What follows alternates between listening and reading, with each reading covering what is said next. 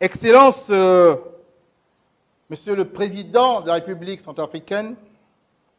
chers frères néo-panafricanistes d'Afrique centrale, après avoir cru à la sincérité d'une coopération plus que cinquantenaire, vous êtes revenus de vos illusions en découvrant, une fois au sommet de l'État, et sans doute avec un certain ahurissement, que l'envahisseur n'éprouve que mépris, indifférence et condescendance à l'endroit de populations centrafricaines dont le malheur est d'être nées sur une terre où coule l'or, le diamant et le pétrole. Toute richesse que convoite et exploite à son profit exclusif l'avide oppresseur sous le manteau de la prétendue coopération.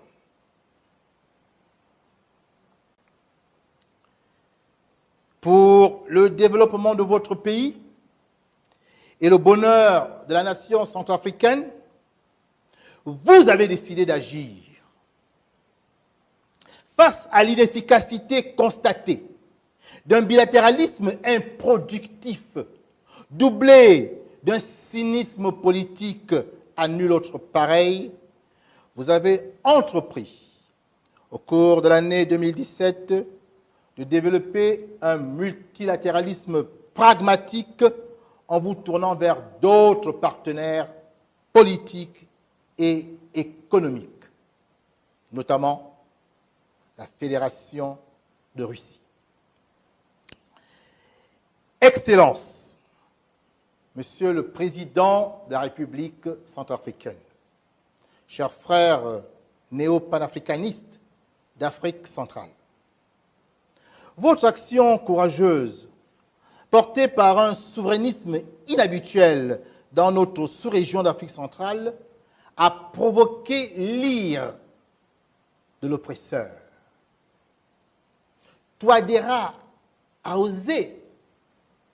il va le payer, et très cher. Et s'ensuit l'avènement des groupes rebelles venus du Nord avec la complicité de la République sœur du Tchad et ceux partis du Sud-Ouest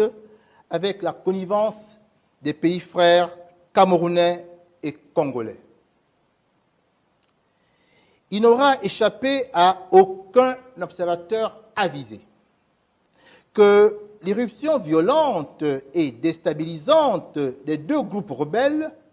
a été contemporaine du changement de politique au sommet de l'État du Centrafrique, comme planifié et ordonné par l'oppresseur qui entend ainsi reprendre le contrôle en République centrafricaine. Mais que peut la 7e puissance militaire mondiale, qui n'affiche que 578 aéronefs et 48 800 hommes de son aéronautique militaire, face à la 2e du monde, qui compte 3 200 aéronefs et près de 160 000 éléments dans ses forces aérospatiales? Les Russes, faut-il encore le rappeler ici, ont vaincu en 1945 l'Allemagne nazie, quand, auparavant, en 1940 exactement, une autre nation européenne s'était aplatie devant l'aigle du Troisième Reich en seulement 2 mois de combat. Tout récemment,